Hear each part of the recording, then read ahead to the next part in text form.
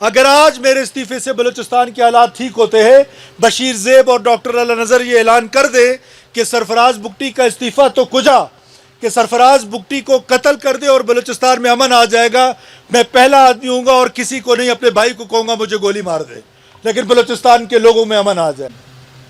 میر شفیق الرحمان مینگل کے گھر پر جو بزدلانہ حملہ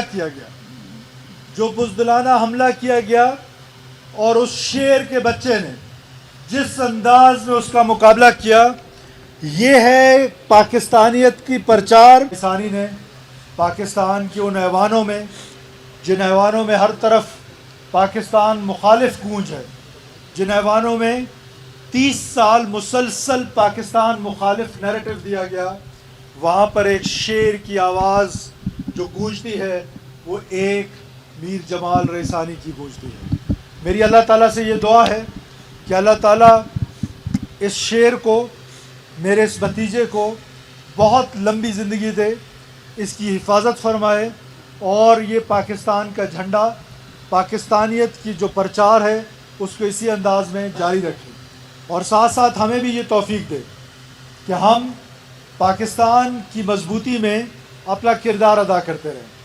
دوستو، پاکستان کے خلاف آج سے نہیں، جب سے پاکستان مرز وجود میں آیا ہے، آپ کو پتہ ہے کہ ہمارے ایک ہمسایہ ملک نے دنیا میں واحد ملک تھا، میں افغانستان کی بات کر رہا ہوں، جنہوں نے پاکستان بنانے کی مخالفت کی۔ پھر جب پاکستان بن گیا تو پھر پاکستان کے وجود کو تسلیم کرنے سے اقوام متحدہ میں انکار کیا۔ اسی طرح پھر 1970s میں پشتون ظلمے کے نام سے ایک تحریک بنائی، جس سے شیرپاؤ صاحب کا قتل، جس میں چارسدہ میں دھماکے، کچلاک میں دھماکے، پشاور یونیورسٹی میں دھماکے، مردان میں دھماکے، وہ سارا کچھ تاریخ کا حصہ ہے۔ میں اس تاریخی ڈیٹیل میں نہیں جانا چاہتا ہوں، آپ سب کو مجھ سے بہتر معلوم ہے۔ آج ایک بار پھر دشمن نے نئی سازش بنی ہے ہمارے خلاف۔ وہ سازش کیا ہے؟ وہ سازش یہ ہے کہ ایک طرف وہ ہمارے معصوم لوگوں کو شہید کرتا ہے، ایک طرف ہماری چادر اور جو ہماری چار دیواری ہے اس کے تقدس کو پامال کرتا ہے۔ آپ نے ریسنٹلی دیکھا کہ آج سے 4-5 دن پہلے میر شفیق الرحمان مینگل کے گھر پر جو بزدلانہ حملہ کیا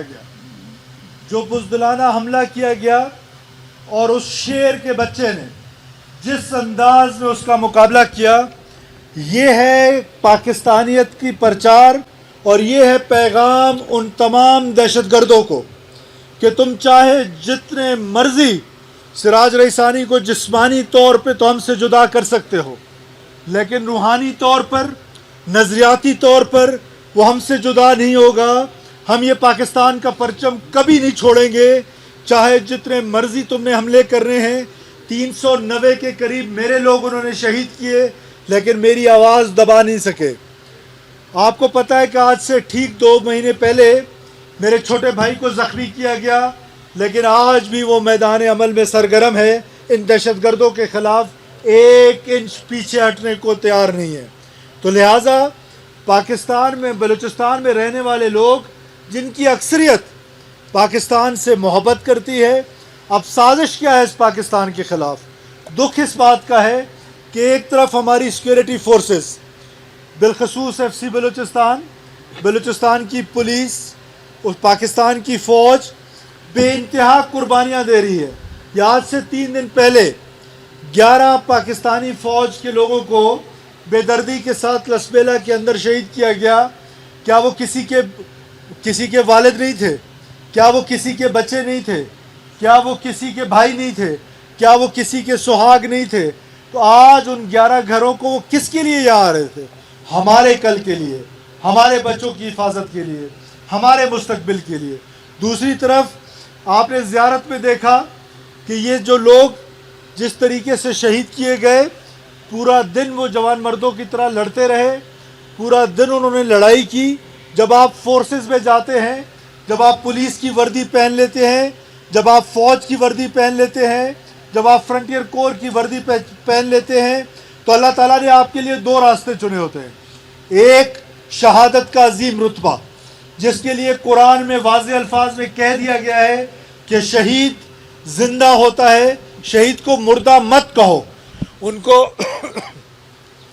قیامت کے دن ان کو رسول اللہ صلی اللہ علیہ وسلم کے ساتھ اٹھایا جائے گا.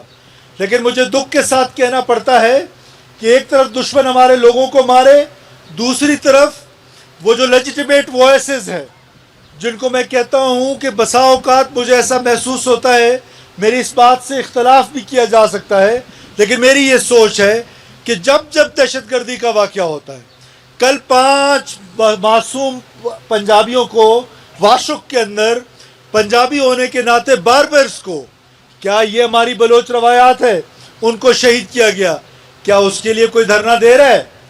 کیا اس کے لیے کوئی اس کی مذمت کر رہا ہے؟